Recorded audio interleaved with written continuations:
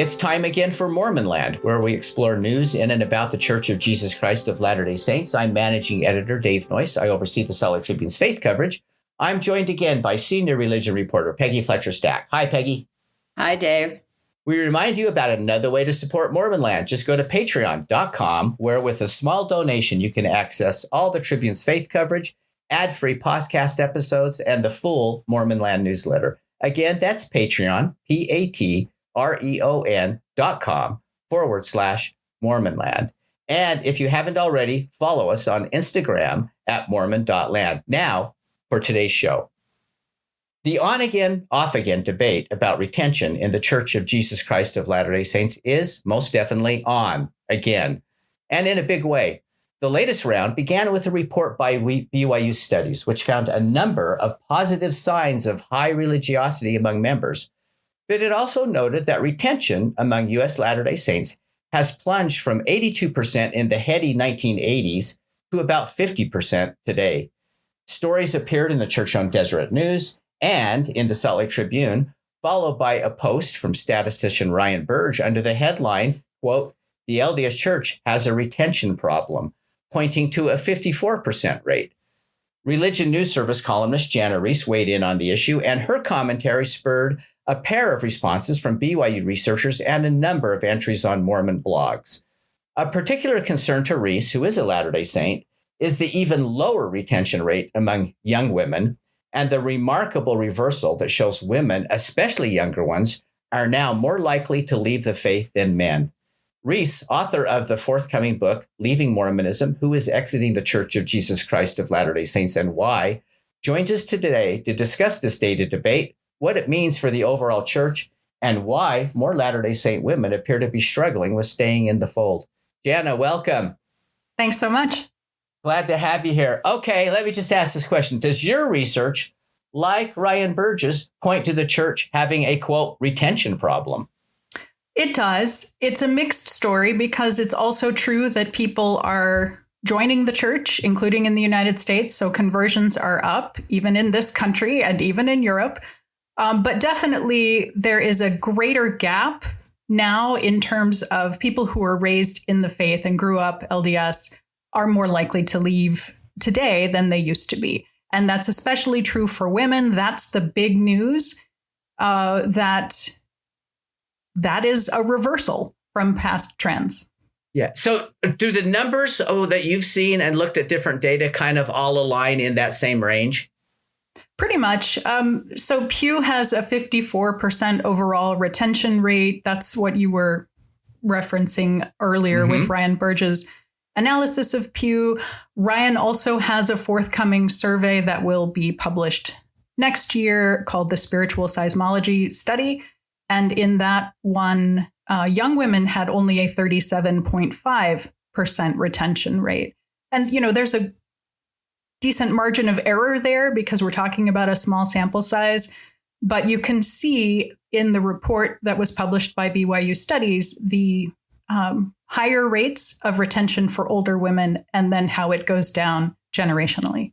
And I think the BYU study even had for 18-year-olds or that, like not even 40%, like about 39 or something like that. It was really low, right? Yeah. Right. So that Pew study that found the overall 54% definitely showed that it was lower for younger women. And so to put it in context, how does the LDS Church retention compare to other faiths? It's about in the middle, and I think one of the regrets that I have about the Religion News Service piece that I published last week was that I didn't make that clear. It was in the original draft, and it was one of the things that got cut, and I cut it. I'm not blaming anyone. I cut it just because you have to bring it down. It's in the book. Benjamin Knoll and I have a book coming out in March, as Dave mentioned, called Leaving Mormonism, where we unpack a lot of this. And it was really important to me to put it into the larger context of what's going on in the United States more generally. So we see the screeching headline about young Mormon women, but it is important to recognize that that's not an outlier, that young women in general, in Generation Z, have flipped the script in that they are now more likely to leave religion than young men are. That was always something that was out there in the ether people talked about, Did the data actually support that usually it was men who were leaving more often?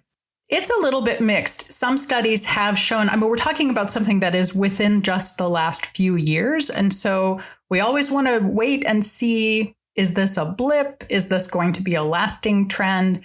So the jury is still out on that. But there have been now several studies that have shown young men, in terms of religiosity, have largely lost a little bit. And, it's more of a story of stability. And for young women, it is a pretty clear story of decline. Okay, let's turn to your column. You point to 3 reasons, you say, why Latter-day Saint women in the U.S.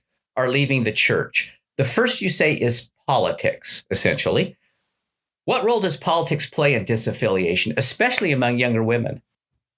Yeah, I wanted to highlight with these 3 things that are new in the landscape, either new more generally in the United States, as with the politics piece, or new-ish in the church. So this first one, politics, is across the board. We're seeing that young women are becoming more politically liberal. Young men are pretty much staying the same, according to Gallup polling. And on some issues, perhaps even getting a little bit more conservative.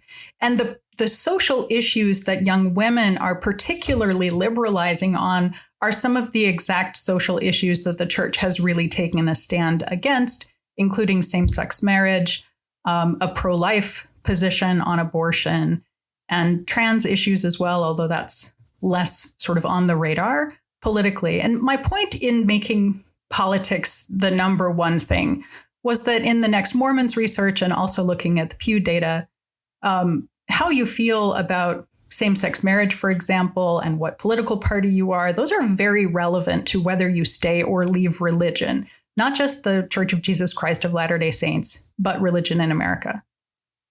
Is there any kind of Donald Trump effect? Very possibly. I'm trying to be, a little bit guarded here. I know that wasn't asked, of course, but yes, yeah. Exactly. And so, we can look at timing, we can connect dots, and we can also use qualitative interviews, social science qualitative interviews, where you sit down and talk to people and you have them connect the dots and say, why did you leave religion?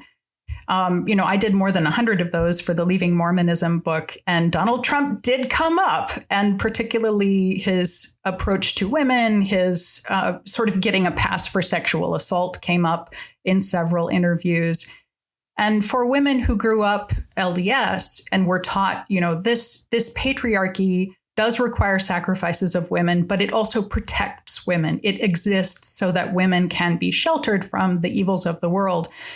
And then when people in the church would, see some of the things that Donald Trump boasted of doing to women, and then have those actions be defended, for some women, that was it. That was plenty. Let's just remove Donald Trump from the equation. But the research does show that younger Mormons are less Republican, I guess you could say. If you want to go the partisan angle, maybe not necessarily more Democratic always, but certainly less conservative, more liberal. But the bulk of the church is still in the U.S. is still overwhelmingly, Republican/conservative. Is it just that they're not comfortable in church when maybe those issues might come up? That is a factor, certainly. And what's particularly interesting to me in terms of people who leave the LDS Church in the United States is that the majority of them do not rejoin another religion. It's not the case that they're all flocking to my husband's Episcopal Church because they're LGBTQ affirming. And, that happens for some people, but it's a minority. Most people do not reaffiliate with something else. And that's interesting. That is very much what's happened with people who leave religion more generally in the United States, maybe just a little bit more intense, but we'll kind of say that the jury is still out on that question. But basically 2/3 of people who leave the LDS Church don't reaffiliate. So short of changing its position on same-sex marriage, what do you think church leaders could do to change this dynamic about the politics? I think they already have. It's been several years now since we have seen a really aggressive public posture, political posture on the part of the church for trying to defeat same-sex marriage. And also it's been a decade since the internal policy came out, which really severely restricted the participation of children of same-sex marriage, that sort of thing. Within the last decade, the church has already made a number of strides without making any theological change or shifting or, sanctioning marriage in the temple or even marriage in a chapel, right? Same-sex marriage. I don't know that that's going to ever happen, those kinds of really major theological concessions. But I do think that it is a good move for the church to not fight the fight politically so very strongly and publicly as it did in the past. Mormon Land will be right back.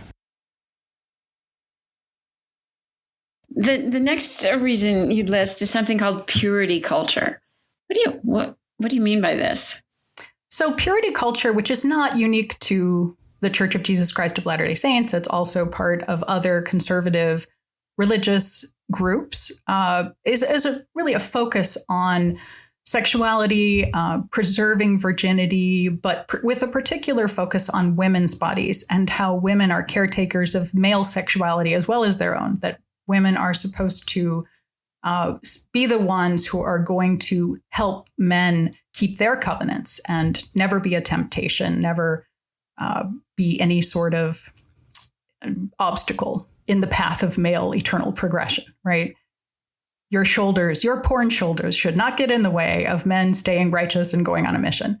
That focus, and what I was trying to say in the article is that even though obviously no premarital sexual relations, that's a requirement for both men and women if they want to get married in the temple.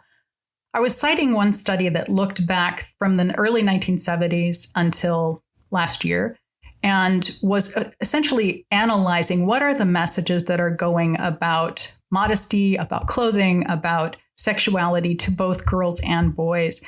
And during this period in the early 20th century, when many of the young women who are now leaving the church would have been growing up, what he found in this study was that the messaging for young women and about their dress and their bodies was now 6 times as frequent as it was for young men. Even though back in the 90s, it was roughly equal. There was much more parity then. So something kind of explodes at the start of the 21st century with regard to female modesty. And I do think that we're seeing some pushback from young women themselves. Okay, so the church has introduced sleeveless garments. What can the church do to address this issue as far as purity culture? Again, I think it's already happening. I think the church is already very well aware of how young women have felt about this. We see in the 2022 revision of For the Strength of Youth, for example, there's a tremendous step back from the very specific dress guidelines and bodily guidelines of the past, and much more of an invitation that you are being invited as a disciple of Christ to learn how to make these decisions and to be an ambassador of Christ out in the world. And what does that look like for you and for our people? I think that's a good step. It's not necessarily going to be enough to save the women who already grew up with the previous messaging and keep them in the church, but it, I think, is a step forward. Are those steps, though, permeating the culture? The LDS culture or the larger American culture? LDS culture in this sense. For instance, like you still hear people talk about double piercings at times, and things like that. I mean, the church leaders may be making these new guidance, but is it trickling down to in the pews? It certainly takes a while. I mean, I just actually in my ward on Sunday heard a wonderful sermon about For the Strength of Youth. And I was just thinking about that as I was talking. It was terrific. And it's not just sort of standards for teenagers, but it's good standards for all of us. As far as how long it takes the culture to change, it does take some time. And one of the things that, for example, one of the women that I interviewed for the book, someone who decided, she had a very decisive moment when she knew she was going to leave the church. And it was when she was sitting in a seminary class and her seminary teacher said, I know that you all have had visits from the police at your school and that the police have been telling you that if you are sexually assaulted, you should fight back. That is completely wrong. According to this teacher, she said, it is better to die than to, you should never survive a sexual assault because you're damaged goods, was the message. And I made the point in a footnote of the book that by the time this teacher made that comment, that had not been taught in the church for many, many years. You can find it in the 1970s with the sort of Spencer W. Kimball era, but this was long after the 1970s. That teacher who had grown up under the Spencer W. Kimball era felt free to promulgate that idea that it's better to die a virgin than to survive a sexual assault. And that was enough for this young woman. She just knew at that moment, oh, this church must not be true if that's what they're teaching, if there's teaching that my life is so devalued. So the final reason that you mentioned in your column is that Latter-day Saint women are exiting the faith is powerlessness that they feel in the church. Explain what you mean by that. This is also something that is more of a cultural milieu than it is a hard data proof, right? But something that came up many times in interviews with women was this sense of, wow, everywhere else in my life, I can do so many things. It's just unquestioned that I would be able to follow the path that I wanted to in medicine or in law or being a dentist or whatever it is. It's also unquestioned that if I'm helping out in a student council meeting, I could be the president of student council, and then I'm at church and suddenly I can't pass the sacrament. Maybe I can't even meet with my friends in the building unless there's a guy there, which is another thing that's maybe changing in the church. But boy, those things are noticed. Young women who had grown up, for example, in the 2000s talked about becoming aware of what the budget looked like. Budgets, Karl Barth, I believe it was, said are theological documents, and that is absolutely true. It shows where your treasure is, your heart lies there also. And when young men are getting thousands of dollars for going on wonderful adventures and learning how to be leaders, and girls are getting a pittance to learn how to do crafts, they're going to notice that when everything else about the culture has shifted so that everywhere else they're equal. What I was trying to say in the article is that there used to be a lot of overlap between what messages the girls were receiving from the larger culture about staying home, being a mommy, having a family, giving up your career, and what they were hearing at church. And now they're hearing similar messages at church, or if anything, even softened messages from what they used to be. But the culture has shifted so significantly that gap is really visible to them. Yeah, what they're hearing, seeing, and doing in the wider culture, right, is much different. Yeah. Yeah. Yeah, I was just going to say that historians have said there have always a long time been women in the church concerned about inequality, 19th century on. But what makes it different today is sort of what you just said. What do you think the church could do about that? Can I just go back to my previous two answers and say the church is already trying here, and it's trying really hard. Some of the very criticized social media posts that the church has done in the last couple of years that have pointed to, here's a woman who has a career and her husband left school to support her or left his job to support her. For example, here are paths that maybe are beyond or inclusive of motherhood, and those are being upheld as viable options for women. Those were not messages that were taught 30 years ago in the church. And so I would say that the church definitely is trying. Also, just having Camille Johnson be the president of the Relief Society, that sends a message as well. Again, will it be enough to save these kids, these young women who have grown up with conflicting messages in the church and what they're hearing from the culture? I don't know. But at the same time, they also tossed women off the stand. I mean, as they're making these forward, moves, they're also going backwards in some ways too. Again, mixed messages, I would say. Yeah, that's a good point, because it's not linear progress really ever. It's one step forward, one step back, two steps forward, one step back. Another area that I think young women are not as aware of because they haven't been to the temple yet, or they have been only under the newer endowment ceremony, is how tremendous some of the changes to the temple ceremony have been for women in the last, since President Nelson became prophet, essentially. But again, you have to get to the temple to see that. And you have to know some of the history to be able to stand back and say, maybe things really will change, because women never thought that would change.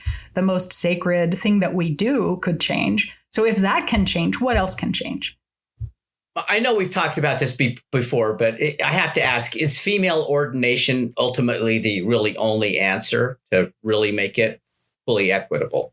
No, I don't think that's the only answer. I think that there are plenty of avenues. Nylan McMahon has written about this. There are plenty of avenues in which inclusion, visibility, and equality can be practiced in every level of the church, exclusive of priesthood. I mean, for example, the late Melissa Inouye suggesting that, okay, fine, men can have the priesthood. Women will do all of the budgeting. Women will control the finances. Why can't that be done? That had never occurred to me until she suggested it. And then I thought, excellent idea.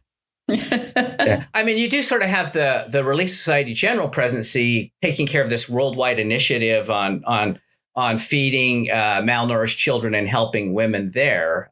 So that might be another example of a step that they've made that maybe a lot of people aren't aware of.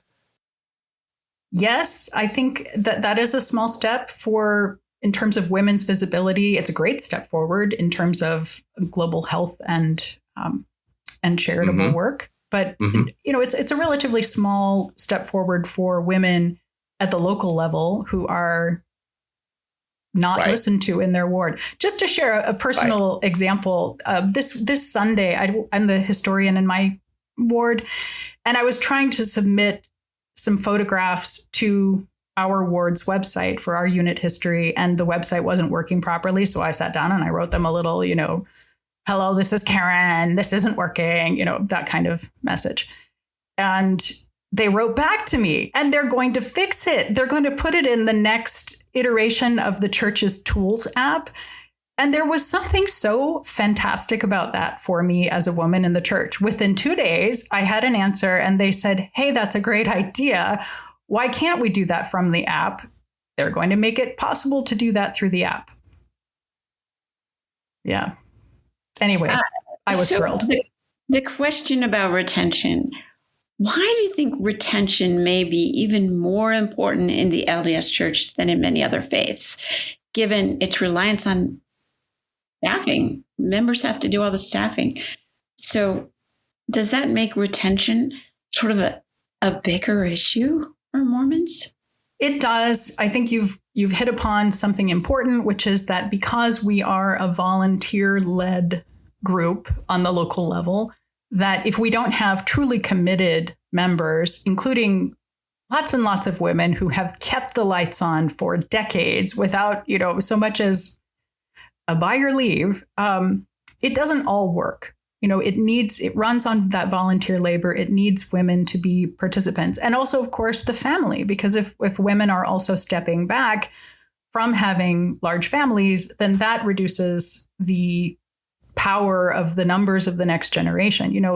Historically, statistically, it is easier to retain someone who grew up in and was socialized in a faith than it is to get a new convert who will be as well socialized in that faith and as likely to stay.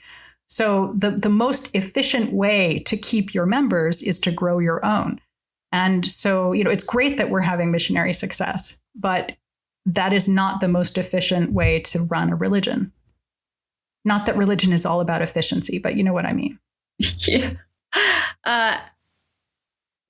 Also, do you see this retention I mean, you've talked about the church taking these great steps. So do you think this retention problem, do you see it continuing in the future? Or will some of it be fixed? Will it escalate, or what? What's your, I don't think that we have bottomed out quite yet. And the reason that I say that is that Latter-day Saints are relatively late to the disaffiliation party in the United States for a long time. In fact, this was a point of pride. Oh, look at those liberal artsy-fartsy Presbyterians and Episcopalians and Methodists. They can't keep their kids in the faith. Ha ha. It's because we're a strict religion that we're able to keep our kids in the faith. And then things started softening for evangelicals, things started softening for Mormons, and now we have one of the worst overall retention rates compared to other religions. And that is challenging the strict church thesis of old. I think that's an important thing to recognize. So much about what happens with retention in a religion isn't just about what's going on inside that religion. And particularly when you're basically 1%, at most 1.5% of the population of your nation, you are going to have your kids affected by the wider culture. It's essentially unavoidable unless you want to do full-on retreat from that culture and full-on isolation, which has not been our people's way.